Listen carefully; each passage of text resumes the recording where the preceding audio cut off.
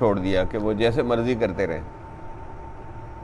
بھئی وہ اگر غلط طریقے سے کر رہے ہیں تو آپ بہترین مثالی عشق کر کے دکھائیں،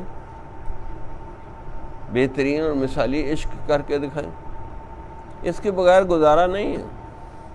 قرآن میں اشارے ہیں النبی اولا بالمؤمنین من انفسہم، نبی صلی اللہ علیہ وسلم کا حق مومنوں کے پر ان کی جان سے بھی زیادہ، جان سے بھی زیادہ. تو اب عشق رسول جب تک نہیں بڑھائیں گے اس وقت تک عمل نہیں بڑھے گا. لاجک، نفسیات اور منطق کے حساب سے انسان کا مقصد زندگی اللہ کی محبت و معرفت، اس کا طریقہ اتباع رسول. اتباع رسول عشق رسول سے آئے گی. عشق رسول درود شریف کی کثرت سے پیدا ہوگا یا عشق والوں کی صحبت سے پیدا ہوگا. ہر چیز صحبت سے پیدا ہوتی ہے، تو عشق رسول بھی عشق والوں کی صحبت سے پیدا ہوگا. تو عشق والوں کی صحبت اٹھائیں، درود شریف کثرت سے پڑھیں تو عشق پیدا ہوگا. عشق سے اتباع خواہ مخواہ پیدا ہو جائے گی. اتباع رسول سے آپ بھی اللہ کے محبوب بن جائیں گے اور آپ کی زندگی کا مقصد محبت و معرفت پورا ہو جائے گا. تو یہاں آ کے بات رکتی ہے کہ عشق و محبت نہیں ہے جیسی ہونی چاہیے.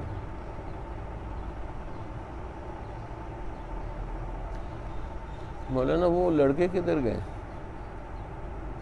ہیں؟ اچھا،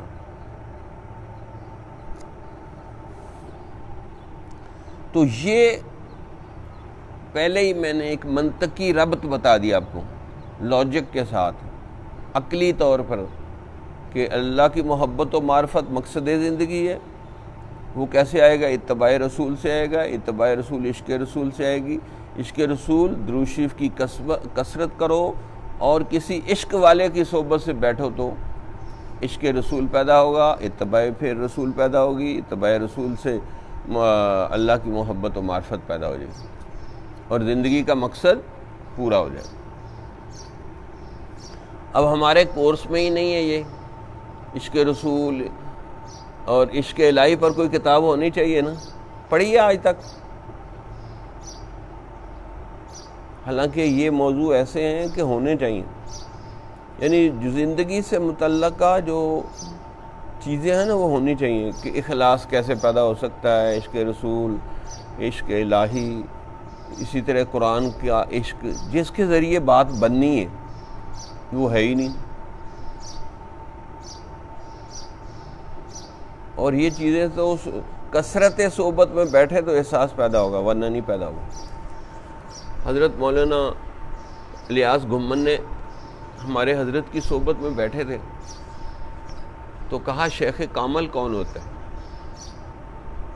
شیخ کامل کون ہوتا ہے؟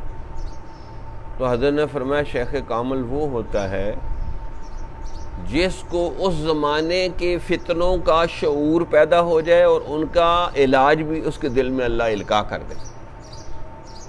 اس دور کے فتنوں کا شعور اور احساس پیدا ہو جائے اور اس کا علاج بھی اللہ ان کو القاء کر دے. یہ شیخ کامل ہے. کیونکہ فتنوں کی وجہ سے بندہ اللہ سے غافل ہو جاتا ہے. تو اب موٹی سی ایک علامت ہے، ہر وہ چیز جو آپ کو اللہ سے غافل کر دے وہ فتنہ ہے. فتنے کی کیا تعریف ہے؟ ہر وہ چیز جو آپ کو اللہ سے غافل کر دے کیا ہے؟ فتنہ. ہر وہ چیز جو آپ کو اللہ سے غافل کر دے وہ کیا ہے؟ فتنہ ہے. کیونکہ اللہ نے حکم دیا وَلَا تَكُونُوا كَالَّذِينَ نَسُوا اللَّهَ فَأَنسَاهُمْ أَنفُسَهُمْ أُولَٰئِكَ هُمُ الْفَاسِقُونَ. تم ان لوگوں کی طرح نہ ہو جانا جنہوں نے اللہ کو بھلایا تو اللہ نے ان کو اپنا آپ ہی بھلا دیا، یہ فاسق بن گئے. یہ فتنہ ہے. اب دیکھ لو آپ کی زندگی میں کیا چیز اللہ سے بھلاتی ہے آپ کو. جو چیز آپ کو اللہ بھلا دے گی نا وہ فتنہ بن جائے گی.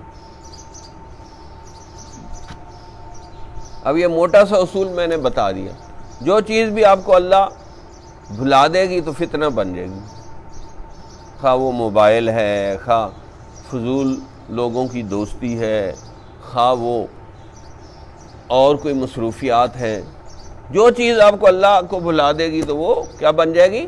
فتنہ بن جائے گی۔ اس لیے ایک بہت بڑا مفکر ہے، اس نے اتنی موٹی کتاب لکھی، فتنہ جمہوریت، پوری کتاب لکھی اتنی موٹی۔ اور علامہ اقبال نے بھی کہا، جلال پادشاہی ہو کہ جمہوری تماشا ہو، جمہوریت کو انہوں نے تماشا کہا ہے، یہ تماشا ہے۔ جلال بادشاہی ہو کہ جمہوری تماشا ہو، جدا ہو دین سیاست سے تو رہ جاتی ہے چنگیزی۔ سیاست میں سے دین کو نکال دیں تو باقی چنگیز خان رہ گئے، ہلاکو خان، چنگیز خان رہ گئے۔ یہ ان کا پیر کہہ رہا ہے جو جمہوریت کو مانتے ہیں، ہمارا پیر تو نہیں کہہ رہے۔ داڑھی منڈوں کا پیر بھی داڑھی منڈا ہی ہوتا ہے نا، تو ان کا پیر کہہ رہا ہے جلال پادشاہی ہو کہ جمہوری تماشا ہو، جدا ہو دین سیاست سے تو رہ جاتی ہے چنگیزی۔ پھر اس نے کہا جمہوریت ایک طرز حکومت ہے کہ جس میں بندوں کو گنا کرتے ہیں، تولا نہیں کرتے۔ گنا کرتے ہیں، تولا نہیں کرتے۔ اب دیکھو میں نے دو اشارے کیے کہ گنا کرتے ہیں، گنتی کی طرف اشارہ کیا، اور ایسے کہ تولا نہیں کرتے۔ تو زبان سے بھی سمجھ آئے گا، آنکھوں سے بھی سمجھ آئے گا، اور اشاروں سے بھی سمجھ آئے گا۔ اس لیے فرمایا الاشارہ تو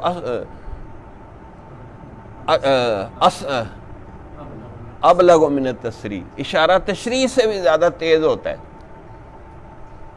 تو جمہوریت ایک طرز حکومت ہے کہ جس میں بندوں کو گنا کرتے ہیں، تولا نہیں کرتے۔ بس ایک ڈاکو کا بھی ایک ووٹ ہے اور ایک شیخ الحدیث کا بھی ایک ووٹ ہے، گدھا اور گھوڑا ایک ہی رسے میں باندھ دیا۔ بھائی جو ڈاکو اپنا گھر نہیں سنبھال سکتا، آپ اس سے رائے لے رہے ہیں کہ بتائیں حکومت کیسی چلائیں؟ جو گھر نہیں چلا سکتا وہ حکومت چلانے کا کیا طریقہ بتائے گا؟ یہ بدترین یہ نظام ہے۔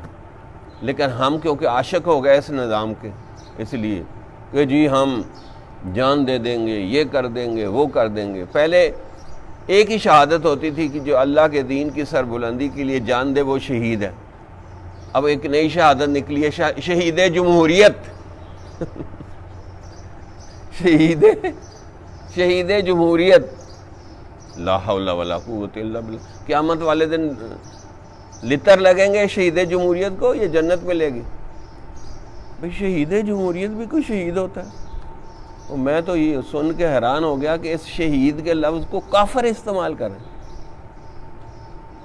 کافروں کے جو ہندوؤں اور کافروں کے جو چینل ہیں وہ کہہ رہے ہیں کہ ہمارے بندے شہید ہو گئے، کتے کی موت مرے اور وہ شہید ہو گئے۔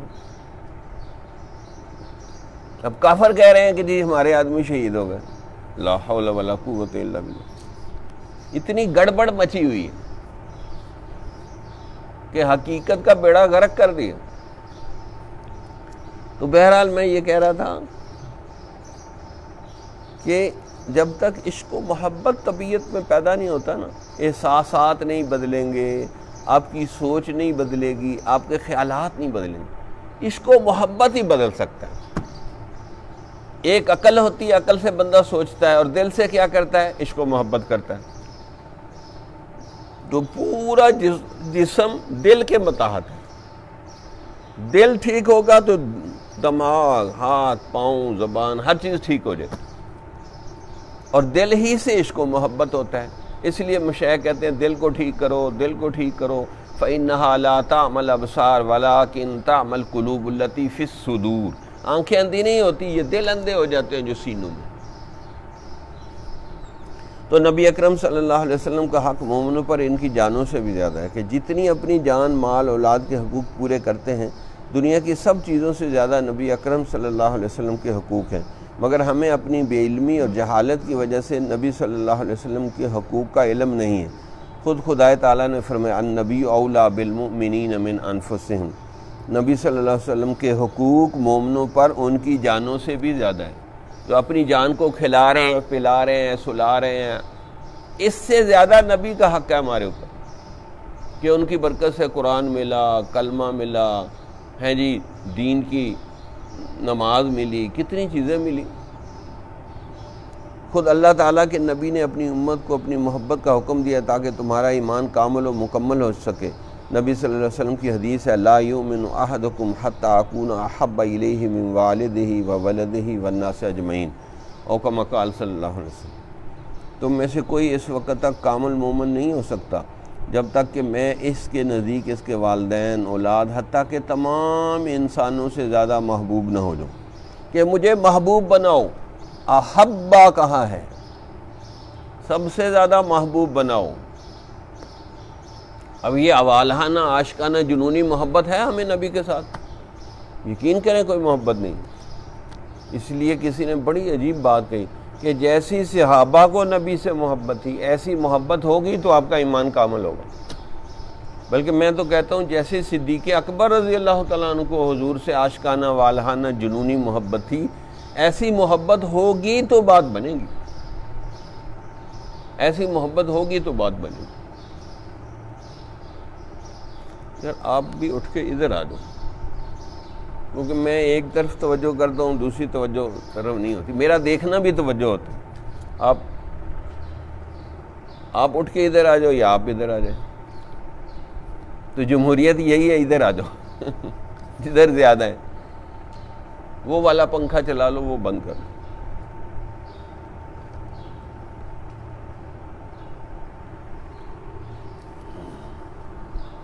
ادھر آ جاؤ.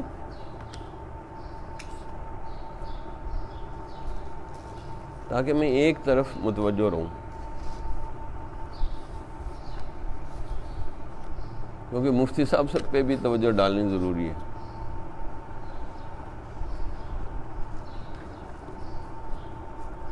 تو یہ دیکھ لینا ہی توجہ ہوتا ہے. کوئی ادھر کوئی ایسی نہیں چیز کو تماشا دکھائیں گے، بس دیکھ لینا ہی توجہ ہوتی ہے. اور میں جس آنکھ میں بغض ہو، حسد ہو، تکبر ہو، عجب ہو، بری نظر لگ جاتی ہے. تو جس نظر میں محبت ہو، شفقت ہو، ہمدردی ہو، بھلائی ہو، تو وہ اچھی نظر نہیں لگے گی. تو اس لیے ہم نے تو اپنے شیخ کی نظروں کو وصول کیا کہ کتنی دفعہ میں نے زیادہ اپنے شیخ کو دیکھا ہے، بس اسی سے کام بن گیا. دیکھو اگر بری عورت کو دیکھیں تو گناہ ہے، استاد اور شیخ کو دیکھیں تو ثواب نہیں ہے. اس لیے کتابوں میں لکھا ہے کہ والدین، استاد، شیخ، ان تینوں میں سب سے اونچا مرتبہ شیخ کا ہے، کیونکہ وہ اللہ کی محبت و معرفت سکھا رہا ہے. استاد صرف علم سکھا رہا ہے، والدین آپ کے کھانے پینے کا بندوبست کر رہے ہیں، اور شیخ اللہ سے ملاقات کا بندوبست کروا رہے ہیں. تو اس لیے اس کی نظریں وصول کرنا، اس کی صحبت میں یہ آج کل لوگوں کو احساس ہی نہیں. بھائی یہ کوئی مجھے بتا دیں بڑا عالم ہو جس نے دین کا بڑا کام کیا ہو اور بغیر کسی شیخ کی صحبت کے اس کو یہ کمال نصیب ہوا. جب تک نسبت احسان اس کو نہیں ملی اس کا کام نہیں ہوا.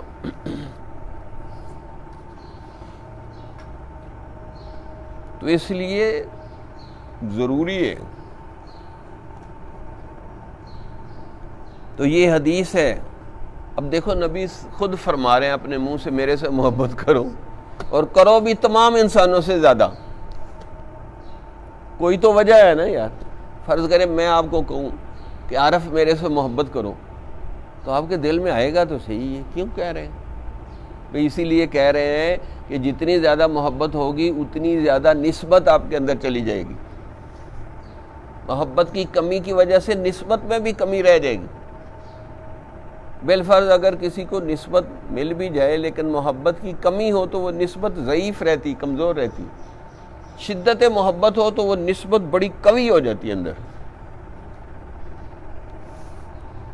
تو اس نسبت کو دینے کے لیے شدید محبت چاہیے. تو اس لیے حضور صلی اللہ علیہ وسلم سے شدید ترین محبت چاہیے کہ محمد سے وفا تو نے تو ہم تیرے ہیں، یہ جہاں چیز ہے کیا لوح و قلم تیرے ہیں، کہ حضور صلی اللہ علیہ وسلم سے وفا کرے گا تو اس وفا کی وجہ سے یہ اللہ تعالیٰ آپ کو ایسے مقام تک پہنچا دے گا جو آپ کے تصور سے بھی زیادہ ہوگا۔ یہ ایک زبردست نفسیاتی اصول ہے کہ جس سے محبت ہوتی ہے اس کی اطاعت آسان ہو جاتی۔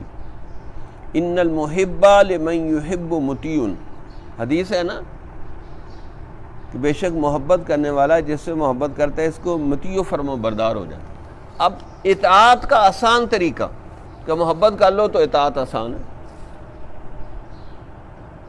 محبت نہیں ہوگی تو اطاعت نہیں ہوگی۔ اب ہمیں محبت نہیں ہے، ویسے ہی ہم کہتے ہیں محبت ہے، بہت پھیکی سی ہے، ہلکی سی محبت ہے جو ہمیں تہجد بھی نہیں پڑھاتی، اتباع رسول بھی نہیں سکھاتی، دروشی پڑھنے کی بھی فرصت نہیں ملتی۔ اگر محبت ہوتی تو یہ کام کرنے آسان تھے۔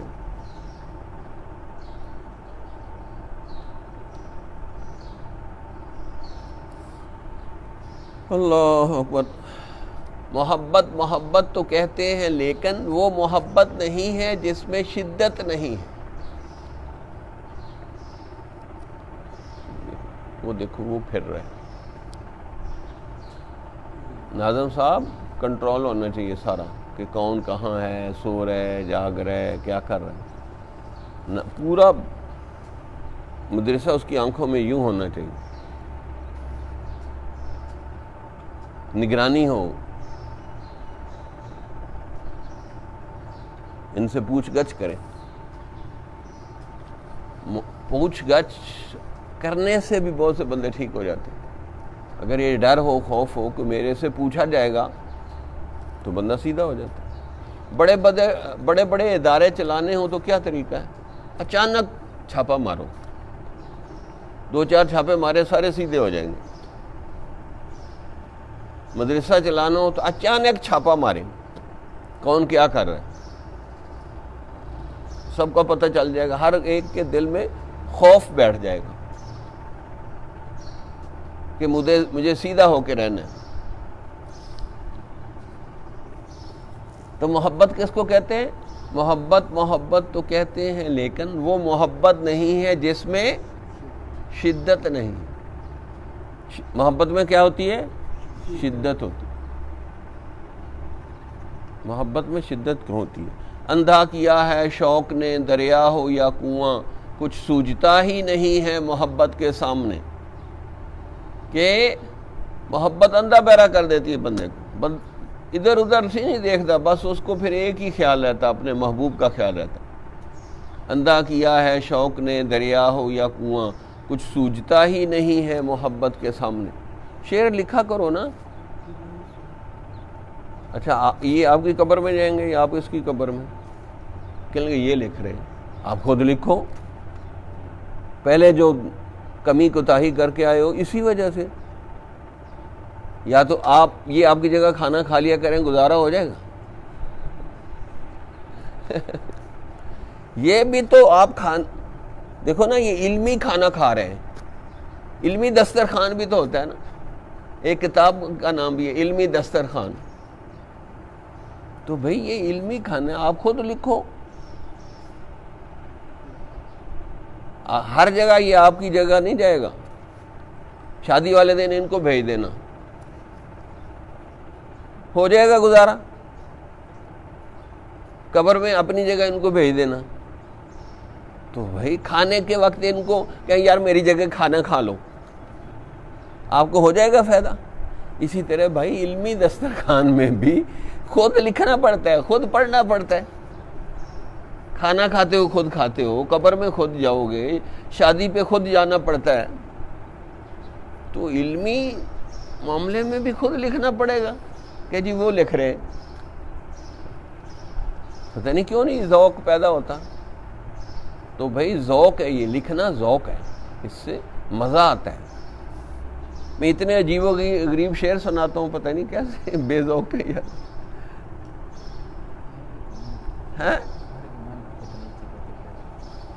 نہیں مانی تو میں تو بڑے اچھے طریقے سے شعر کو سمجھاتا ہوں. عجیب آدمی. اور میں وضاحت کر دیا کروں. اب دیکھو اندھا کیا ہے شوق نے دریا ہو یا کنواں، کچھ سوجھتا ہی نہیں ہے محبت کے سامنے. کیا اس میں مشکل ہے کہ میں اللہ کی محبت میں یا اپنے محبوب کی محبت میں اندھا ہو گیا ہوں، مجھے دریا بھی کا نہیں نظر آ رہا، کچھ چیز نہیں نظر آ رہی، بس میں تو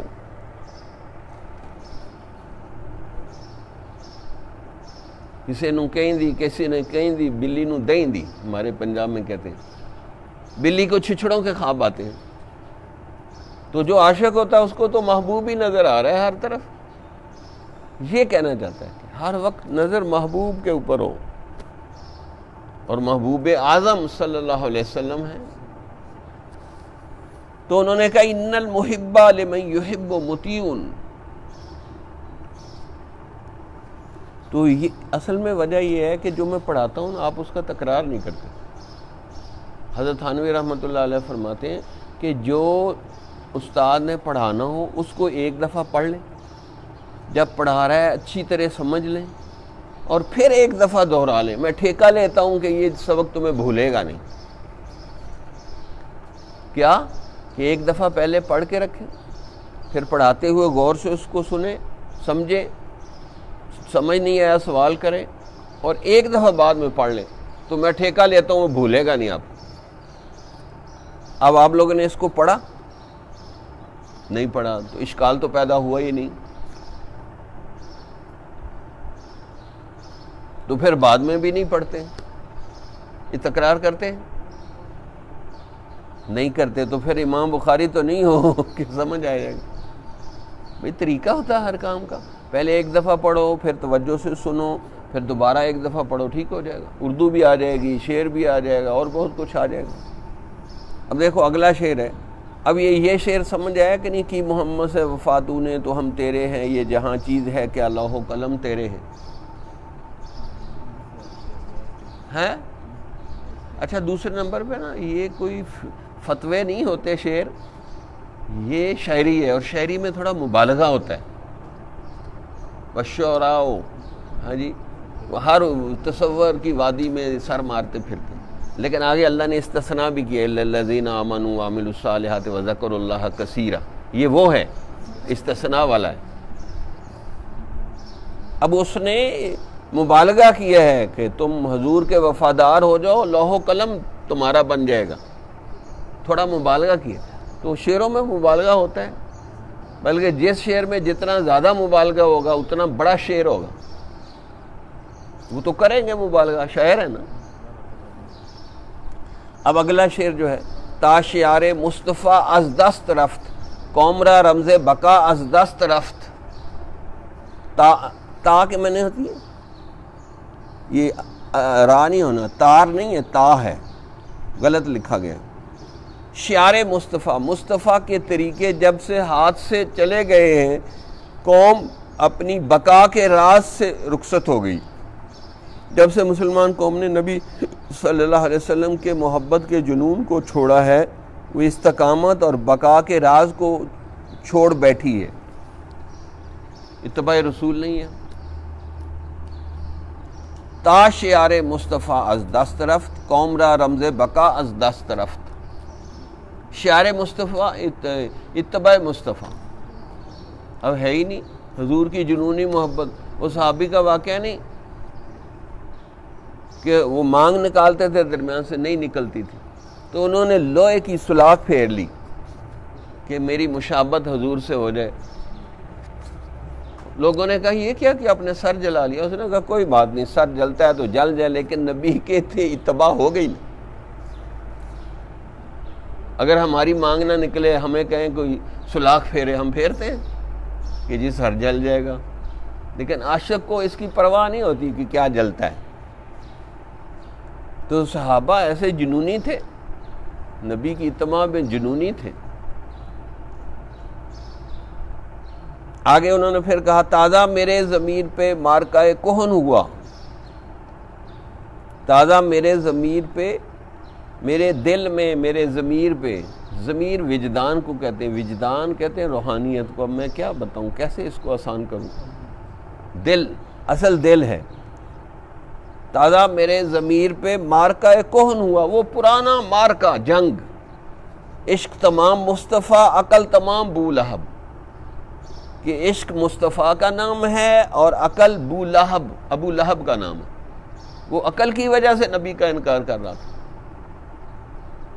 تو عشق جو ہے نبی کے ذریعے اللہ تک بندے کو پہنچا دیتی ہے، اور عقل جو ہے وہ بو لہب بنا دیتی ہے.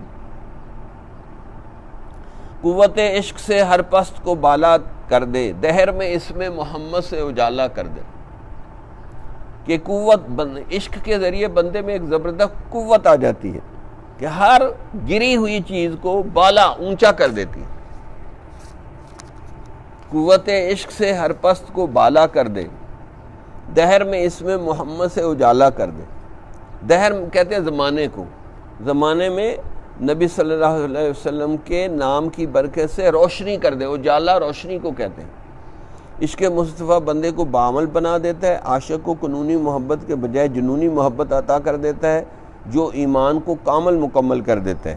اب میں کئی تشریح بھی کی ہے نیچے شعروں کی، یا پہلے تشریح بھی کی. آپ اردو میں پیپر حل کرتے تھے یا پشتو میں؟ تو اردو کیسے لکھتے تھے؟ ہیں؟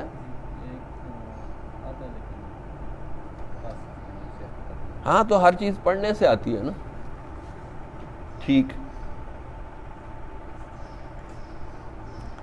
آگے یہ پھر بہت اونچا شعر ہے. ہر کے عشق مصطفیٰ سامان اوست. اب مجھے فارسی نہیں آتی صحیح، پوری فارسی نہیں آتی، لیکن میں زبردستی شعر یاد کر لیتا ہوں فارسی. خود ہی آ جائے گی جب پڑھتے رہیں گے. ہر کے عشق مصطفیٰ سامان اوست، بحر و بر در گوشہ دامان اوست. کہ جو کوئی عشق مصطفیٰ کو اپنا سامان زندگی بنا لیتا ہے تو خشکی اور تری کی تمام قوتیں اس کے دامن کے گوشے سے بندھ جاتی. یہ سارے علامہ اقبال کے شعر ہیں. اب دیکھو اس کو کتنا عشق تھا. بغیر عشق کے ایسے شعر کہہ سکتے ہیں؟ اب بتاؤ ہمیں ان جیسا عشق ہے؟ سچ بتاؤ. لیکن سب سے پہلا اعتراض یہ ہوگا کہ اگر عشق تھا تو داڑھی کیوں نہیں رکھی؟ آخری عمر میں رکھ لی تھی. اور دوسرا اس لیے بھی اس میں حکمت یہ تھی کہ اب آج کل ہم سونے جیسی کوئی بات کہیں کالجوں یونیورسٹیوں والے نہیں مانتے، تو اس کو قربانی کا بکرا بنایا اللہ نے. قربانی کا بکرا بنا کے تاکہ یہ کالجوں یونیورسٹیوں والوں کا ایمان بچ جائے. بھئی تم مولویوں کی بات نہیں مانتے تو اپنے آدمی کی بات مان لو. قیامت والے دن اللہ پوچھے گا نا، ٹھیک ہے تمہیں مولویوں سے ضد تھی، بغض تھا، نفرت تھی، تو اس کی بات مان لیتے، وہ بھی تو تمہارے جیسا ہی تھا نا، اس کی بات کیوں نہیں مانی؟ ہم بھی کہتے عشق رسول ہو، وہ بھی کہتے عشق رسول ہو، تو پیدا کرو نا. کیوں نہیں کیا عشق رسول پیدا؟ پوچھے گا نا. حجت پوری ہو گئی نا. تو اللہ تعالیٰ ہر زمانے میں حجت پوری کرنے کے لیے بعض اوقات کسی کو قربانی کا بکرا بنا دیتے.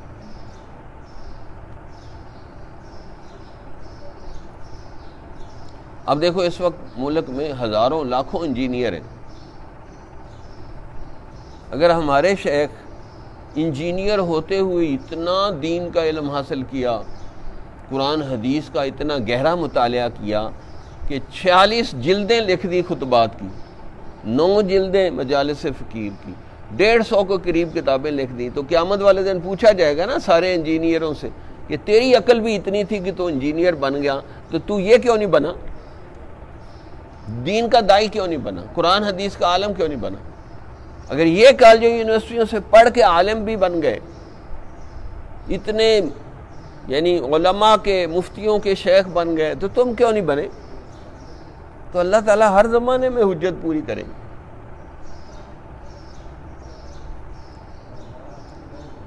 تو اب دیکھو کیا اس نے عجیب بات کی. ہر کے عشق مصطفیٰ سامان اوست، بحر و بر در گوشہ دامان اوست. آج نوجوانوں کی بے راہ روی اور آوارگی کی بڑی وجہ یہ ہے کہ محبوب رب العالمین سے جنونی محبت نہیں ہے، اس لیے مسلمان بھٹکتا پھر رہا ہے. اقبال جیسا جہاں دیدہ جہان کو دیکھا ہوا، دیدہ دیکھنے کو کہتے ہیں. آدمی اس حقیقت کی پردہ کشائی کر رہا ہے، پردہ ہٹا رہا ہے بہت عجیب شعر ہے ان کا. عصر ما مارا از ما بیگانہ کرد، از جمال مصطفیٰ بیگانہ کرد. ہمارے زمانے نے ہم کو ہم سے بیگانہ کر دیا ہے، حقیقت میں جمال مصطفیٰ سے بیگانہ کر دیا. اب بتائیں ہم ایسا شعر بنا سکتے ہیں کہ ہمارے زمانے نے ہمیں ہم سے بیگانہ کر دیا ہے، ہمارے ماحول نے، زمانے نے؟ اصل وجہ یہ ہے کہ نبی کی عشق و محبت سے ہم غافل ہو گئے. اگر عشق و محبت کا جوش ہو تو ہم پھر دیکھیں جدھر جائیں گے فتح ہی فتح ہوگی. آج ہر مسلمان کو عشق نبی کا ذرا بھی مل جائے تو وہ اتباع سنت میں ڈوب جائے اور چلتا پھرتا سنت کا نمونہ بن جائے. علامہ اقبال مشورہ دیتے ہیں کہ یہ دعا کثرت سے مانگا کرو. علامہ اقبال مشورہ دیتے ہیں کہ یہ دعا کثرت سے مانگا کرو. شعروں میں بھی دعا مانگ سکتا ہے. سوزے صدیق و علی از حق طلب، ذرائع عشق نبی از حق طلب.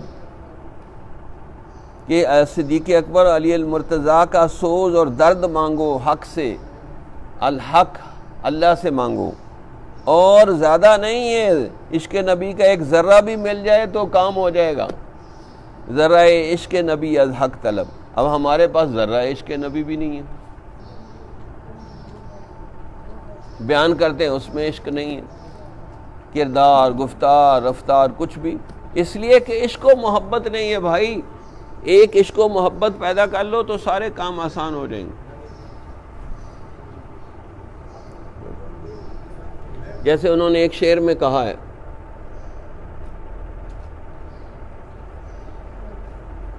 بے خطر کود پڑا آتش نمرود میں عشق، عقل ہے محو تماشائے لب بام ابھی. کہ عشق تو بغیر کسی ڈر کے آگ میں کود گیا اور عقل کھڑی سوچ رہی ہے کہ کیا کریں. عقل والے سوچ رہے ہیں اور عشق والے منزل پہ پہنچ گئے. عشق کی تیغ جگر دار اڑا لی کس نے؟ جگر دار، جگر کو پھاڑ دینے والی، یعنی سینے سے گزر کے جگر تک پہنچ جائے، یہ عشق کی تلوار ہے. تو انہوں نے کہا عشق کی تیغ جگر دار اڑا لی کس نے؟ کس نے چرا لی؟ اڑا لی، چرا لی. کہ عشق کی تیغ جگر دار اڑا لی کس نے؟ علم کے ہاتھ میں خالی ہے نیام ایسا کی. اس کو نا اسپیشل بناؤ، سکون دل کے نام سے سارے بیان اکٹھے کرو. تو عشق کی تیغ جگر دار اڑا لی کس نے، علم کے ہاتھ میں خالی ہے نیام ایسا کی. نیام سمجھتے ہیں جو تلوار کے اوپر خول ہوتا ہے. تو انہوں نے کہا علم خول ہے اور عشق تلوار ہے. جو تلوار کا خول ہے وہ لے کے آپ کھڑے ہوں، کوئی ڈرے گا آپ سے؟ اور تلوار ننگی ہو تو تو اسی لیے آپ خول حاصل کیا ہے آپ نے. اس لیے خطابات، امامات، کسی جگہ کھڑے ہو جائیں کوئی لوگ ڈرتے نہیں ہم سے، اور عشق والوں سے ڈرتے. تو جب تک عشق و محبت نہیں آئے گی نا، خالی خول ہی ہے، خول سے کوئی نہیں ڈرتا. تلوار اندر آئے گی تو پھر ڈریں گے.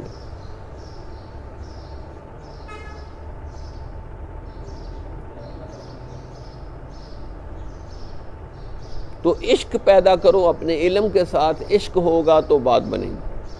اچھا، عشق سے نئے نئے علوم و معرف اللہ آپ کو عطا کرے گا.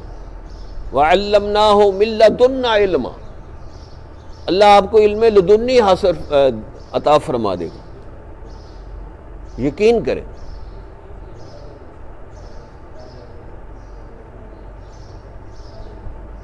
یہ جو ہم پڑھاتے ہیں یہ ہمیں اپنے شیخ کی صحبت سے چیزیں ملی ہوئی. درس نظامی ہم نے کیا، کوئی زیادہ ہمارے علم میں اضافہ نہیں ہوا اس سے. لیکن جو شیخ کے پاس علوم و معرف سیکھے، ان کی باتوں کو لکھا، سمجھا، پھر قرآن میں غور و فکر کیا، تو وہ اتنے علوم و معرف بندے کے دل میں آتے ہیں.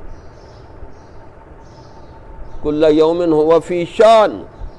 اگر ہمارا رب ہر روز نئی شان میں جلوہ گر ہوتا ہے تو اس کے عاشق بھی نئی شان میں جلوہ گر ہوتے ہیں. عاشقوں کے اوپر اللہ کی تجلیات پڑتی ہیں. جیسے اللہ ایک نئی شان میں ہوتا ہے، اسی طرح اس اللہ کے عاشق بھی نئی شان میں ہوتے ہیں. آپ اللہ کے عاشق بنے نہیں تو اس لیے نئی شان ہے نہیں.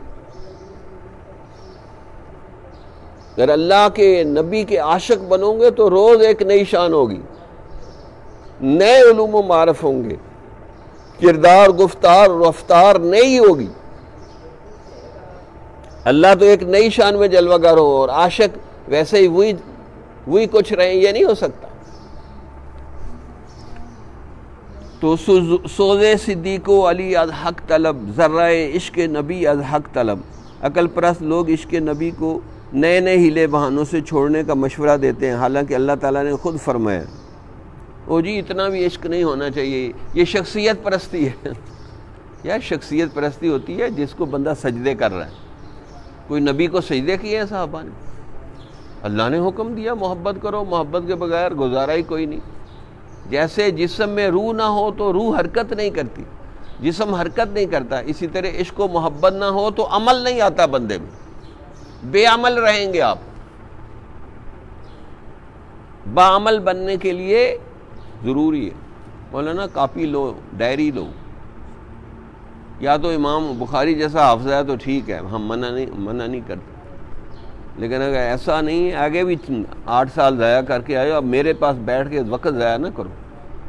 ہم جو ہماری صحبت میں بیٹھے نا اس کو بالکل ایسے متحرک بنا دیتے، سستی غفلت سب سے پہلے میں نکالتا ہوں بندے کی۔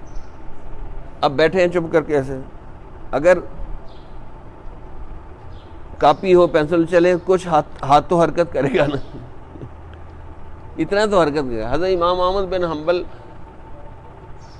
جا رہے ہیں، ایک بندہ ایسے بیکار سست بیٹھا ہے تو خاموشی سے گزر گیا، سلام بھی نہیں کیا۔ جب وہ واپس ادھر سے گزرے تو تنکے سے زمین کو ایسے کھود رہا تھا، تو حضرت نے کہا السلام علیکم۔ تو ساتھ والے نے پوچھا حضرت جاتے ہوئے آپ نے سلام نہیں کیا؟ تو ابھی سلام کیا۔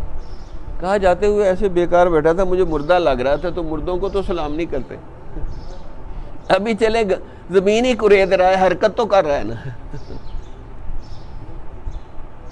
تو کہا اب زندہ لگ رہا ہے تو میں نے السلام علیکم کہا۔ یہ ہمارے مشائخ تھے۔ تو بھئی کوئی ایسے ٹک ٹک دیدم دم نہ کشیدم، کوئی لکھو تبھی علم اندر اترے گا نا۔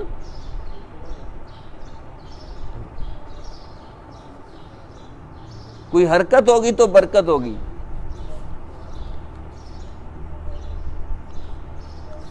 اب ایک ہی وقت میں آپ لوگوں کو کتنی چیزیں سمجھانی پڑ رہی ہیں،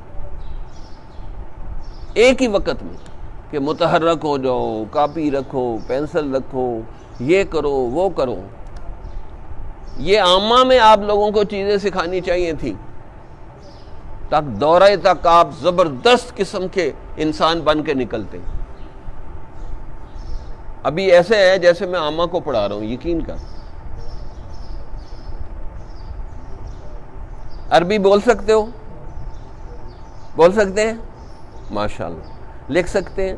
اکثر تو یہی ہے کہ نہ عربی بولنی آتی ہے، لکھنی آتی ہے، سمجھنی بھی بڑی مشکل ہے، عربی تفاسیر سمجھ نہیں آتی۔ یہ ہمارے نظام میں کوئی گڑبڑ ہو گئی ہے۔ اس میں بڑی وجہ ہے کہ اساتذہ صاحب پہ نسبت نہیں، بس وہ رٹو طوطا بنا دیتے ہیں کہ بس چیزیں یاد کر لو، امتحان پاس کر لو۔ وہ اندر ہضم نہیں ہوتا، علم ہضم نہیں ہوا ابھی تک۔ جب کوئی چیز ہضم ہو جاتی ہے نا تو وہ جسم کا حصہ بن جاتی ہے، طاقت بن جاتی ہے۔ تو علم ہضم نہیں کیا، مثلا قرآن آپ نے ہضم نہیں کیا۔ اب 3 گھنٹے قرآن پہ درس قرآن دے سکتے ہیں؟ 3 گھنٹے درس قرآن دے سکتے ہیں؟ نہیں دے سکتے، اس لیے کہ قرآن ہضم ہی نہیں کیا۔ قرآن اس کو ہضم ہوتا ہے کہ جو سیکھے، سمجھے، غور و فکر کرے، پھر درس قرآن دے بار بار۔ فذکر بالقرآن من یخاف وعید، جو لوگوں کو اللہ کے وعدہ وعید سے ڈرائے۔ سیکھا ہی نہیں کبھی، خطابت امامت ملتی نہیں، درس قرآن ہم نے سیکھا نہیں، اس لیے میر خار پھرتے ہیں، کوئی پوچھتا نہیں۔ اس عاشقی میں عزت سادات بھی گئی، علماء والی عزت بھی گئی۔ تو چلیں بھئی امامت خطابت ملتی نہیں تو درس قرآن ہی سیکھ لو۔ ہم نے سب سے پہلے اپنا مدرسہ کھولا، درس قرآن دینا شروع۔ اپنی مجلس ذکر میں درس قرآن دی، اب بھی مجھے موقع ملے تو میں درس قرآن ہی دیتا ہوں۔ جو قرآن سے علوم و معارف ملتے ہیں اور کس چیز سے ملیں گے؟ اس لیے میں بیان کرتا ہوں تو جگہ جگہ قرآن کی آیات۔ ابھی تھوڑا سا ہمیں ہضم ہوا ہے، قرآن پورا ہضم نہیں کیا۔ اگر پورا قرآن ہم ہضم کر لیں تو آیات کی لائنیں لگ جائیں۔ تو بھائی قرآن ہضم کرو، سمجھتے ہیں ہضم کرنا۔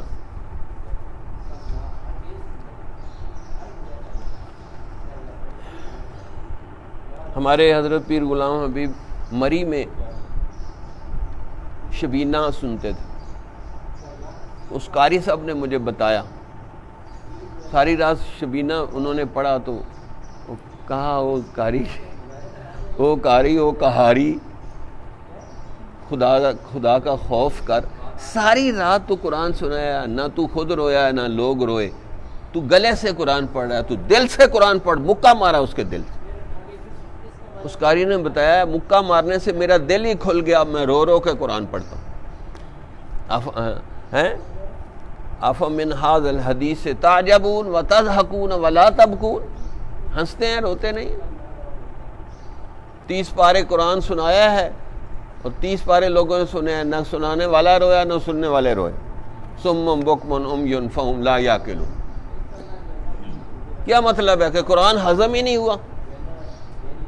مولانا روم فرماتے ہیں کہ جس طرح دانا اور پانی کھانے سے جسم موٹا ہوتا ہے، اسی طرح فرمایا قرآن کھانے سے روح موٹی ہوتی ہے۔ یہ مولانا روم کا شعر ہے، اس کا مفہوم میں نے بتایا۔ جیسے دانا اور پانی کھانے سے جسم موٹا ہوتا ہے، اسی طرح قرآن کھانے سے روح موٹی تازی ہو جاتی ہے۔ ہم روح کو کھلاتے ہی نہیں کچھ۔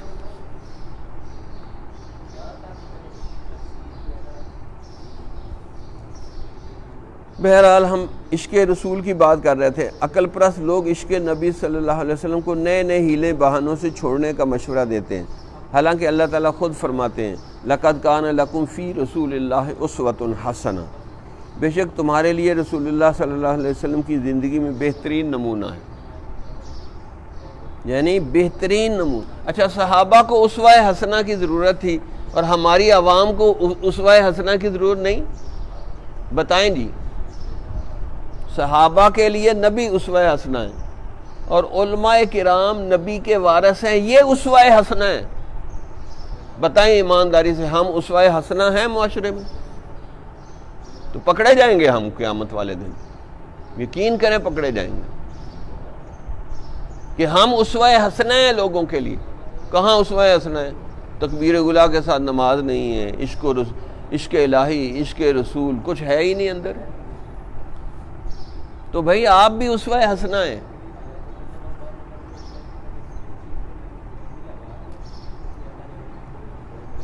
تو لقد کان لکم فی رسول اللہ اسوۃ حسنہ۔ عقل و دل و نگاہ کا مرشد اولین ہے عشق، عشق نہ ہو تو شرع و دین بت کدائے تصورات۔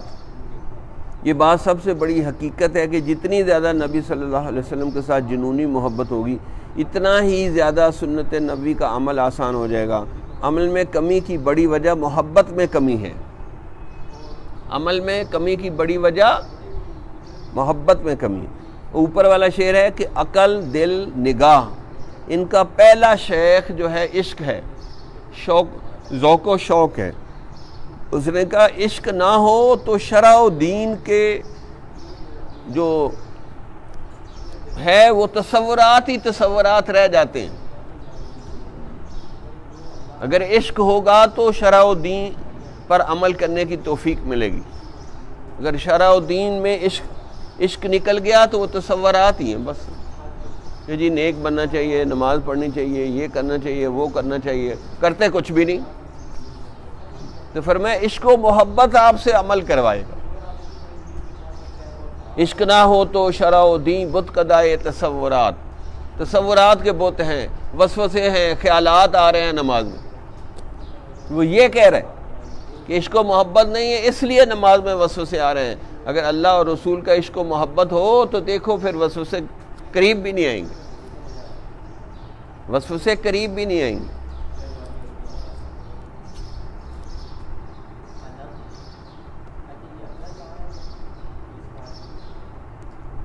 یہ بات سب سے بڑی حقیقت ہے کہ جتنی زیادہ نبی صلی اللہ علیہ وسلم کے ساتھ جنونی محبت ہوگی اتنا ہی زیادہ سنت نبی صلی اللہ علیہ وسلم کا عمل آسان ہو جائے گا. عمل میں کمی کی بڑی وجہ محبت میں کمی. اب محبت بڑھائیں. بس یہ خواجہ عزیز الحسن مجذوب کا شعر ہے. بس اتنی سی تو حقیقت ہے ہمارے دین و ایمان کی کہ اس جانے جہاں کا آدمی دیوانہ ہو جائے. جانے جہاں، جہان کی جان، یہ آپ کو پیدا نہ کرتا تو جہان کو پیدا نہ کرتا. اللہ تعالیٰ نے فرمایا کہ محبوب ہے، محبوب کو پیدا کیا، اس کی برکت سے پوری کائنات کو پیدا کر دی. انہوں نے کہا کہ ہمارے دین و ایمان کی یہی حقیقت ہے کہ جانے جہاں محبوب رب العالمین کا بندہ دیوانہ ہو جائے. سمجھتے دیوانہ؟ جیسے ایک بندہ نماز پڑھ رہا، مجنوں آگے سے گزر گیا، اس نے جلدی سے نماز کو، پاگل آدمی، تمہیں نہیں نظر نہیں آیا کہ یار میں نماز پڑھ رہا تھا، آگے سے گزر گیا. اس نے کہا یار عجیب بات ہے، میں ایک عورت کے پیچھے دیوانہ ہوا ہوں تو مجھے کچھ نظر ہی نہیں آ رہا، اور تو اللہ کے آگے کھڑا اور مجنوں تمہیں نظر آ گیا. افسوس ہے تیری اس نماز کے اوپر. اس نے کہا افسوس ہے تیری نماز کے اوپر، میں ایک عورت کے عشق میں ہوں تو مجھے تو نظر ہی نہیں آیا، اور تو اللہ کے عشق میں اور میں تمہیں نظر آ گیا. افسوس ہے تیری نماز پر. تو کیا نماز پڑھ رہا ہے؟ عشق کی نماز پڑھ. اللہ اکبر. آج دنیا کی محبت کی شدت اور غیر ضروری مصروفیات نے نبی صلی اللہ علیہ وسلم کی محبت کی جگہ لے لی. اب یہ وجہ بتا رہے ہیں کہ کیوں شدت محبت نہیں ہے. کہ غیر ضروری مصروفیات جس میں موبائل، دوستیاں، بے پردگی، بد نظری،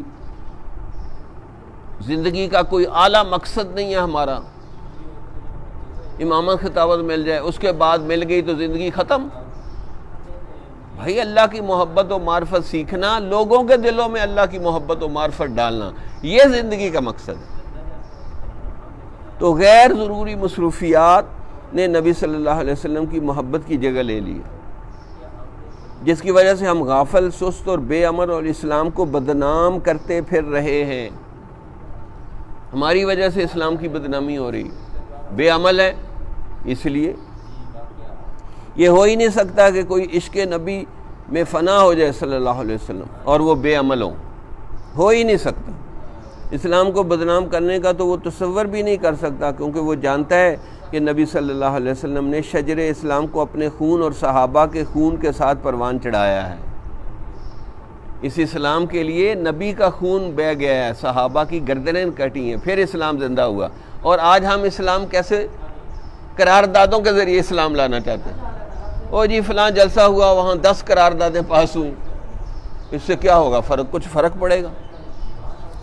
یعنی ہم فاسق فاجر لوگوں سے قراردادیں پیش کر سکتے ہیں کہ فاسق فاجر لوگ اسلام نافذ کریں. ہمارے حضرت فرماتے ہیں فسق و فجور والے لوگ کبھی اسلام نافذ نہیں کر سکتے. اس کے لیے تو درد دل والے اور عاشق لوگ چاہیے. قراردادوں سے اسلام نہیں آیا. اچھا آج ہمارے ہاں کیا ہے؟ بھئی نماز پڑھ لو، حضرت دعا کر دیں. یعنی میں خود کچھ نہیں کروں گا، بس آپ دعا کر دیں. اور زیادہ سے زیادہ پریشان ہوں گے، جی حضرت کوئی وظیفہ بتائیں، کوئی تویز لکھ دیں. اب قوم 2 کام کر رہی ہے، بس دعا کر دو تویز لکھ دو، دعا کر دو تویز لکھ دو. آپ ایمانداری سے بچائیں، ایمانداری سے بتائیں کہ نبی صلی اللہ علیہ وسلم اگر تویز لکھنا شروع کرتے، آپ کا تویز چلتا کہ نہ چلتا؟ بولیں جی. اگر نبی تویز لکھنے شروع کرتا تو آپ کا تویز بھی چلتا. اگر دعائیں مانگنا شروع کرتا تو ہر دعا قبول ہو جاتی. نہ نبی نے تویز لکھے، نہ صرف دعائیں مانگی ہیں، بلکہ 27 جنگوں میں تلوار لے کے گئے ہیں.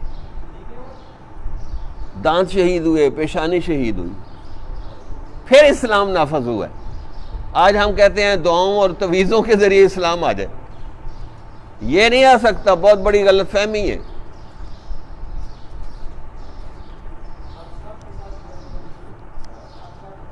جیسے نبی صلی اللہ علیہ وسلم نے اسلام کو نافذ کر کے دکھایا، اسی طرح کرنا پڑے گا.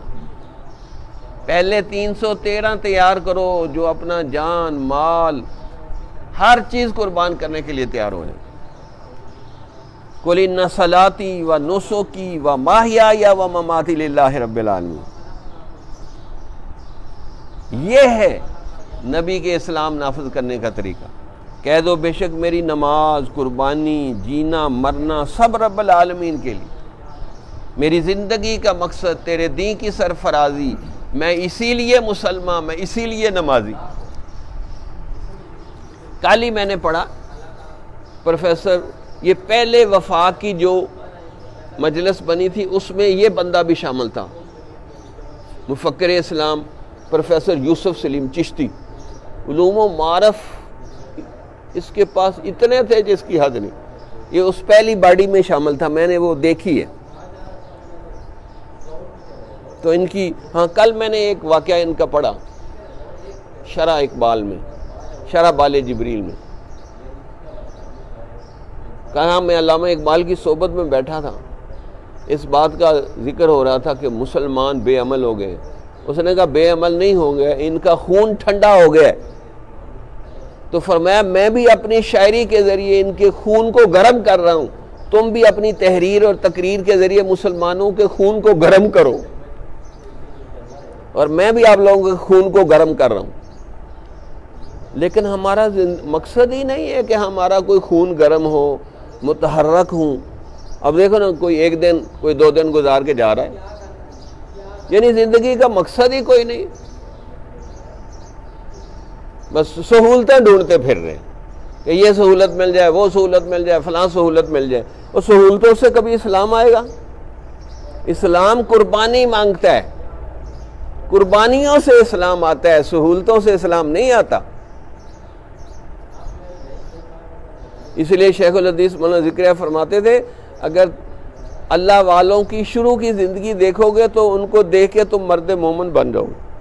اگر ان کی آخری زندگی دیکھو گے تو تمہیں خطرہ ہوگا کہ یار یہ تو حضرت تو کاروں میں گھوم رہے ہیں، پجیروں میں گھوم رہے ہیں. فرمایا یہ آخری زندگی میں اللہ ان کو جنت کی پہلی قسط جاری کر دیتا ہے کہ یہ بڈھا ہو گیا ہے قربانیاں کرتے کرتے، چلو سہولت میں، اب آگے جانا ہے نا جنت میں، چلو تھوڑا سا ادھر بھی مزہ چکھا دیتے ہیں. تو جو بندہ قربانیاں کر کر کر کر کے پھر دین کی خدمت کرتا، آخری عمر میں اللہ ان کو کاریں بھی دیتا ہے، بہاریں بھی دیتا ہے، روٹی بھی دیتا ہے، بوٹی بھی دیتا ہے. لیکن ہم کہتے ہیں جی شروع ہی میں ہمیں سب کچھ مل جائے. بھئی پہلے غار حرا کا دور آئے گا، پھر مکی دور آئیں گے 13 سال، پھر 10 سال فتوحات کے دور آئیں گے. پہلا دور غار حرا کا دور، سوچو بچار، رونا دھونا، رجوع اللہ، ذکر فکر مراقبے. 13 سال قربانی کا دور، مارے کھاؤ خاموش، قربانی کا دور. اور پھر آخری 10 سال فتوحات کا دور. تو کسی شاعر، علامہ اقبال کے مرشد ہیں، باشرہ شاعر ہیں، اکبر الہآبادی، انہوں نے بہت خوبصورت اس چیز کو بیان کیا. انہوں نے فرمایا خدا کی قدرت دیکھو کیا بعد ہے اور کیا پہلے. خدا کی قدرت دیکھو کیا بعد ہے اور کیا پہلے. نظر آتا ہے مجھ کو بدر سے غار حرا پہلے. نظر آتا ہے مجھ کو بدر سے غار حرا پہلے. خدا کی قدرت دیکھو کیا بعد ہے اور کیا پہلے. نظر آتا ہے مجھ کو بدر سے غار حرا پہلے. پہلے غار حرا میں تو بیٹھ کے دیکھو، ذکر فکر مراقبے رجوع اللہ. پھر دعوت دینا شروع کرو. 13 سال دعوت دو گے، لوگ بات نہیں سنیں گے. پھر آخری 10 سال ماشاءاللہ اللہ آپ کی خانقاہ بھی بنائے گا اور لوگ آپ کو دعوت پہ بھی بلائیں گے اور پھر قبولیت عطا فرما دیں. لیکن اس کے لیے تو مجاہدے چاہیے نا. تو میری زندگی کا مقصد تیرے دین کی سرفرازی، میں اسی لیے مسلمان، میں اسی لیے نمازی. قل ان صلاتی و نسکی و محیای و مماتی للہ رب العالمین. یہ ہم نے اپنے جامعۃ الصالحات کا باہر بہت بڑا بورڈ لگا ہوا ہے، اس کے اوپر یہ آیت لکھی ہوئی کہ یہ آیت اس جامعہ کا ماٹو ہے.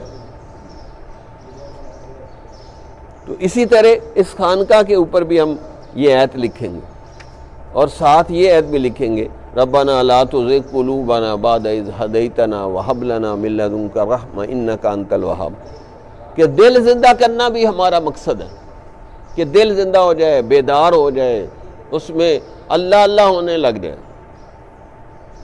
تو آج پھر سے سکون دل، اطمینان روح اور اطمینان نفس حاصل کرنے کا سنہری نسخہ عشق رسول میں جنون پیدا کرنا ہے، کامل اتباع سنت، تاکہ کامل اتباع سنت نصیب ہو جائے۔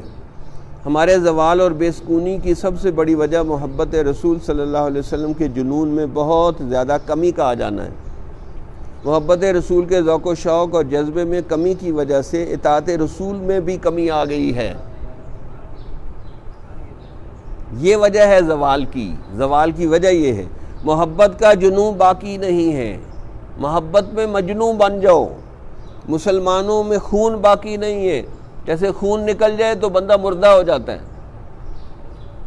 صفیں کج ٹیڑھی صفیں ہو گئی ہیں، دل پریشان، سجدہ بے ذوق، سجدے میں ذوق و شوق نہیں ہے، کہ جذبے اندروں باقی نہیں ہے، کہ اندر کی محبت باقی نہیں رہی، جذبے اندروں، اندر کا جذب، شوق، محبت نہیں ہے۔ ہیں؟ ہاں جی، اکثر شیرونی کے وہی آگ لگاتا ہے، باقی تو زلفوں کے پیچھے گھوم رہے ہیں۔ غزل کس کو کہتے ہیں؟ عورتوں سے گفتگو کرنا یا عورتوں کے جسم کی چیزوں کو بیان کرنا، یہ غزل ہے۔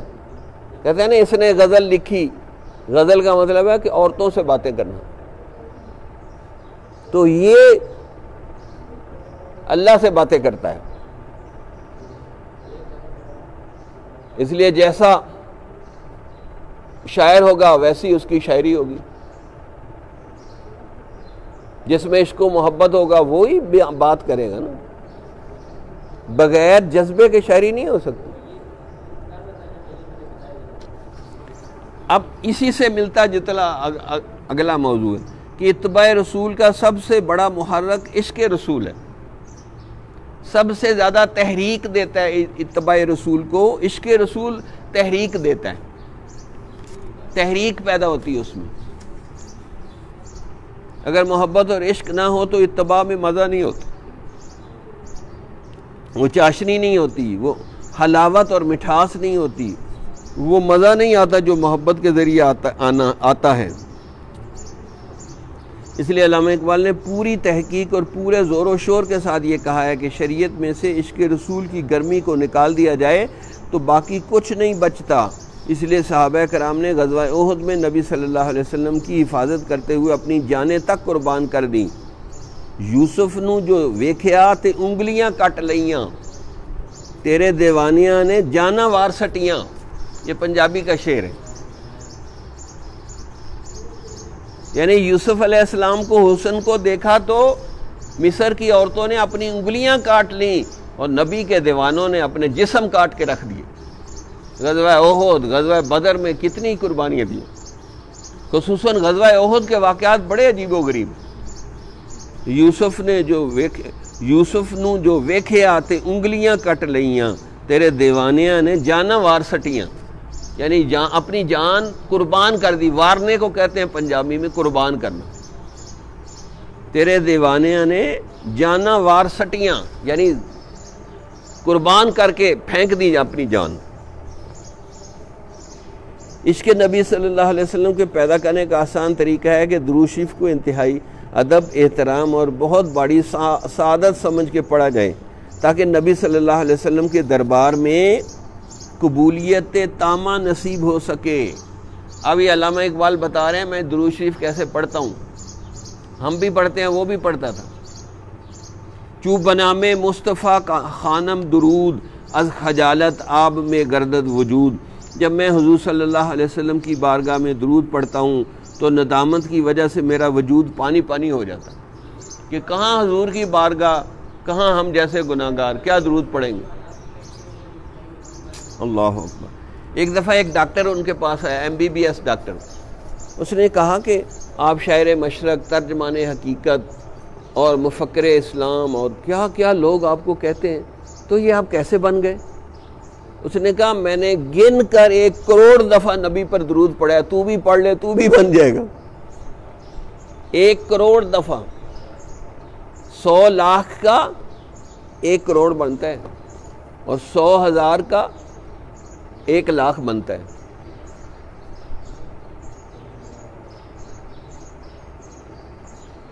تو ہم نے پڑھا اب تک 1 کروڑ۔ پھر میں نے حساب لگایا کہ جو بندہ روز 500 دفعہ درود شریف پڑھے تو 8 سال 6 مہینے کچھ دن لگیں گے اس کو 1 کروڑ دفعہ درود شریف پڑھنے۔ 500 پڑھ لے، 1000 پڑھ لے، پڑھے تو صحیح، ہم 2-4 دن پڑھیں گے پھر چھوڑ دیں گے۔ استقامت ہی نہیں، کیونکہ عشق نہیں ہے۔ عشق ہو تو استقامت ہو نا۔ اسی واقعے کو پھر انہوں نے یہ شعر میں ڈھالا، کافر ہندی ہوں میں دیکھ میرا ذوق و شوق، دل میں صلاۃ و درود لب پہ صلاۃ و درود۔ کافر یہاں ناشکرے کے معنوں میں، کافر کا معنی ناشکرہ بھی اور کافر کا معنی منکر بھی۔ دیکھ لو کفر کتنی خوفناک چیز ہے، ناشکری کتنی خوفناک چیز ہے۔ تو یہاں عاجزی کے لیے انہوں نے اپنے آپ کو کافر کہا کہ دیکھو میں ناشکرہ آدمی ہوں، لیکن میرا ذوق و شوق دیکھو کہ زبان پہ درود ہے، زبان تھک جاتی ہے تو پھر دل سے درود پڑھنا شروع کر دے۔ کافر ہندی ہوں میں دیکھ میرا ذوق و شوق، لب پہ صلاۃ و درود، دل میں صلاۃ و درود، لب پہ صلاۃ و درود۔ درود شریف کی سوغات کو انتہائی محبت اور درد و سوز و قبولیت کی بہت بڑی نشانی سمجھتے ہوئے پڑھنا چاہیے، تاکہ بارگاہ نبی میں قبولیت کی سند مل سکے اور دیدار نبی کی سعادت حاصل ہو سکے۔ علم کی حد سے پرے بندہ مومن کے لیے لذت شوق بھی ہے، نعمت دیدار بھی ہے۔ انہوں نے کہا علم کی آخری حد پہ عشق شروع ہوتا ہے، جہاں علم کی حد ختم ہوتی ہے وہاں عشق کی سرحد شروع ہو جاتی ہے۔ تو کہا جب عشق عاشق بندہ بنتا ہے تو اس کی لذت شوق بھی ہوتی ہے، پھر اس کو دیدار کی نعمت بھی نصیب ہوتی ہے کہ خواب میں نبی کا دیدار بھی ہو جاتا ہے۔ اب یہ سیکھنے کی چیزیں ہیں نا، علم کی حد سے پرے۔ ہم تو کہتے ہیں علم علم علم بس، یار عشق علم کا زمانہ عقل کو سمجھا ہوا ہے مشعل راہ، کسے خبر کہ جنون بھی ہے صاحب ادراک۔ جنون تو عقل کا مالک ہے، جنون کے اندر سے ہزاروں عقلیں نکلتی ہیں، اور جنون عشق کی آخری سرحد جنون اور دیوانگی ہوتی ہے۔ تو انہوں نے کہا کہ علم کی حد سے پرے بندہ مومن کے لیے لذت شوق بھی ہے، نعمت دیدار بھی ہے۔ پھر کسی کو مخاطب کر کے انہوں نے کہا تیری متاع حیات علم و ہنر کا سرور، میری متاع حیات ایک دل ناصبور، تڑپتا ہوا دل ہے میرے سینے میں۔ تو عشق و محبت رسول صلی اللہ علیہ وسلم نعمت کبریٰ ہے، بہت بڑی نعمت، کہ عام عقل پرست انسان کے ذہن میں اس کی حقیقت نہیں آ سکتی، کیونکہ اس کی عقل مریض ہے، کیونکہ وہ شکوک و شبہات کی وادیوں میں سرگرداں ہے، اس لیے کہ وہ محبت رسول کی حقیقت سے آگاہ نہیں ہے۔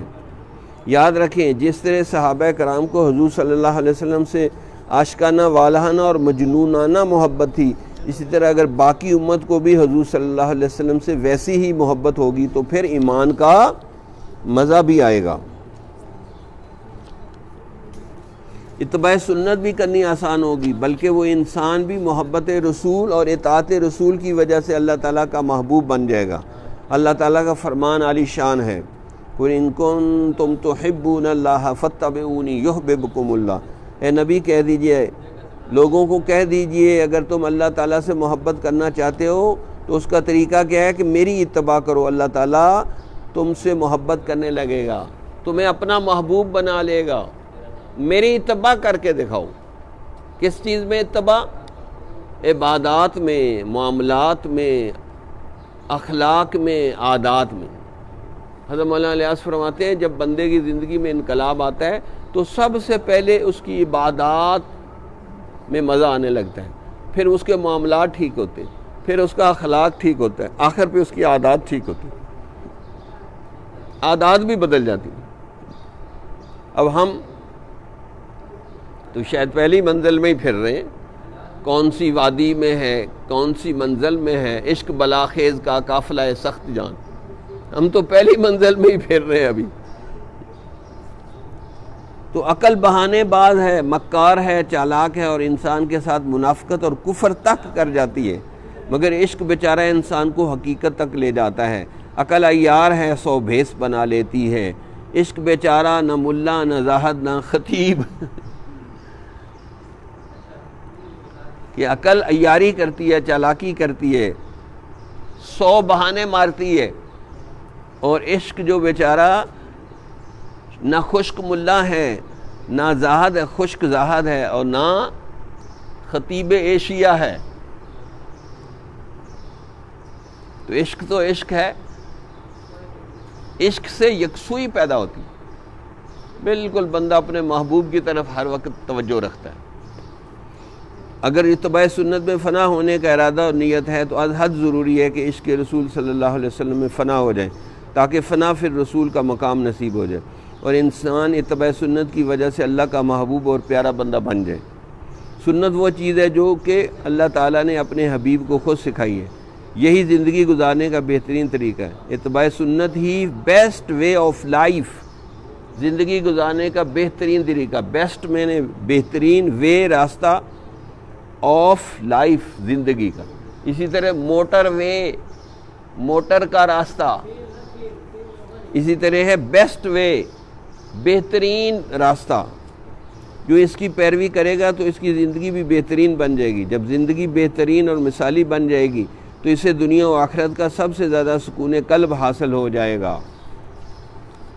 اب یہ عشق کے اوپر شعر ہے۔ صنم قدا ہے جہاں اور مرد حق ہے خلیل، یہ نقطہ وہ ہے کہ پوشیدہ لا الہ میں ہے، کہ پورا جہان صنم قدا بن گیا ہے، بت قدا بن گیا ہے۔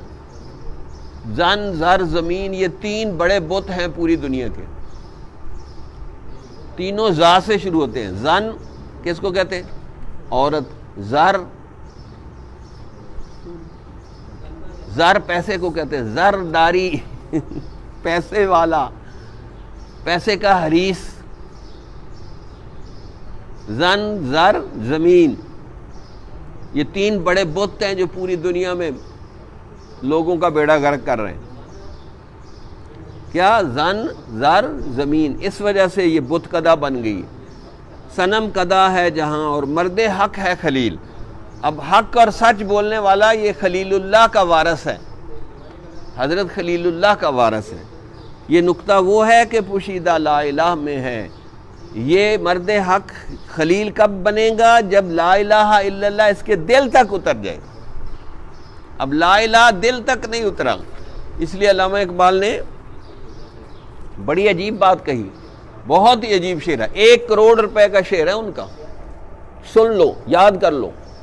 گلا تو گھونٹ دیا اہل مدرسہ نے تیرا، کہاں سے آئے صدا لا الہ الا اللہ۔ صرف نحو منطق پڑھا کے گلے ہی گھونٹ دیا، قرآن تو اندر اترا ہی نہیں۔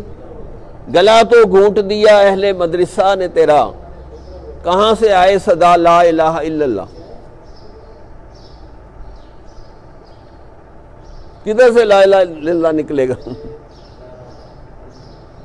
اور میں حیران ہوتا ہوں مدرسوں میں جب وہ شروع کرتے ہیں نا گردانے سے، سب سے پہلے ضربا ضربا یضربو ضربا یضربو، یار فعلا یا فعلو کرو نا، ابتدائی مارنے سے شروع کر رہے ہیں۔ ہمارے استاد نے ہمیں فعلا یا فعلو سے گردان شروع کرائی کہ کچھ کرنا ہے، کچھ کرنا ہے، کچھ کرنا ہے، اور ادھر مارو مارو مارو۔ یار first impression is the last impression, پہلا تاثر آخری تاثر بن جاتا ہے۔ تو ہمیشہ فعلا سے گردان کروانی چاہیے، یہ نہیں کہ ضربا یضرب ضاربن۔ ان چیزوں کا بھی اثر ہوتا ہے بندے کی زندگی پہ۔ اب فعلا فعلا فعلو فعلت فعلتا فعلنا فعلتا فعلتما فعلتم فعلتی فعلتما فعلتن، تو چلو کرو کرو کرو، کیا کیا کیا، کرتا ہے کرتا ہے، چلو کچھ کرے گا نا وہ۔ اگر ادھر مارا، اس نے مارا، اس، ہاں جی گلا تو گھونٹ دیا اہل مدرسہ نے تیرا، کہاں سے آئے صدا لا الہ الا اللہ۔ یہ کوئی ہم طنز تنقید نہیں کر رہے، یہ اصلاح اور درد کی بات کر رہے ہیں۔ بھائی ہر چیز میں کوئی اثر ہوتا ہے، اب ہنسی مذاق میں بھی گالی دے تو اثر ہوگا نا، اسی طریقے سے ہر چیز میں عمل کا پہلو ہونا چاہیے، تو پھر آپ باعمل بنیں گے۔ عمل مار کٹائی سے باعمل نہیں بن سکتے آپ۔ تو اگلا شعر ہے، وہی جہاں ہے تیرا جس کو تو کرے پیدا، یہ سنگ و خشت نہیں جو تیری نگاہ میں ہے۔ یعنی وہ جہان، عشق و محبت کا جہان جو تو اپنی محنت مجاہدے سے پیدا کرے، وہ اصل جہان ہے۔ یہ پتھر اور لکڑی کا بنائے ہوئے مکان، یہ تمہارا مقام نہیں ہے۔ یہ جو مکانات کھڑے کر دیے یہ نہیں ہے۔ اس نے کہا کہ وہ جہان، عشق و محبت کا جہان، عمل کا جہان، اتباع سنت کا جہان ہے جی، اللہ کی خاطر جان دینے کے جذبے، یہ اصل ہیں۔ یہ سنگ و خشت نہیں جو تیری نگاہ میں ہے جی، لکڑی پتھر اور کار کوٹھی بنگلہ یہ مقصد نہیں ہے۔ مقصد ہے کہ تمہارے اندر ایک صبغۃ اللہ ومن احسن من اللہ صبغہ، اللہ کا رنگ اور اللہ کے رنگ سے بہتر کس کا رنگ، یہ ہونا چاہیے۔ جہاں تمام میراث ہے مرد مومن کی، میرے کلام پہ حجت ہے نقطہ لولاک، کہ سارا جہان مومن کی میراث ہے، اور میرے کلام پہ دلیل یہ ہے، حجت یہ ہے، لولا کلام خلقت الافلاک، او کما قال صلی اللہ علیہ وسلم، کہ آپ کو پیدا نہ کرتا تو جہان کو پیدا نہ کرتا۔ اس طرف اس نے اشارہ کیا ہے۔ اس نے شاعری کے اندر وہ دو چار لفظ ہی آ سکتے ہیں نا، پوری حدیث تو نہیں آ سکتی۔ جہاں عقل، زمانہ عقل کو سمجھا ہوا ہے مشعل راہ، کیسے نہیں ہے، یہ کسے ہے لفظ، نیچے نقطے نہیں ہونے چاہیے۔ زمانہ عقل کو سمجھا ہوا ہے مشعل راہ، کسے خبر کے جنوبی ہے صاحب ادراک۔ زمانہ سمجھتا ہے کہ عقل بڑی چیز ہے، عقل نے بڑی بڑی ایجادات کی ہیں۔ ہم کہتے ہیں عشق بڑی چیز ہے، محبت، جنون، یہ عقل کا بھی مالک ہے۔ اس سے بہت سی عقلیں پیدا ہوتی ہیں جنون سے، اور پھر انہوں نے آخر پہ حد مکا دی، حد ختم کر دی۔ عشق تیری انتہا، عشق میری انتہا، تو بھی ابھی ناتمام، میں بھی ابھی ناتمام۔ کہ عشق پیدا کرو، تم بھی ابھی ناقص ہو، میں بھی ابھی ناقص ہوں۔ ہم بھی کہتے ہیں ہمیں عشق نبی کے عشق کا جنون ہو جائے، درود شریف پڑھ کے بس حضور کی بارگاہ تک پہنچ جائے۔ تو یہ ہے بھائی درد دل، یہ ہے غم۔ تو عشق رسول بندے کے خون کو گرم کرتا ہے، عشق رسول بندے کے خون کو گرم کرتا ہے۔ تو اللہ سے دعا ہے کہ اللہ تعالیٰ آپ لوگوں کے اندر یہ عشق کا جذبہ پیدا کر دے۔ کچھ تھوڑا سا حرکت آئی، چلیں پھر بیان کریں۔ یہاں اتنے دن سے آ رہے ہیں آپ، کتنے دن ہو گئے؟ ہفتے سے، بدھ، جمعرات، ہفتہ، اتوار، آج پھر بدھ آ گئے۔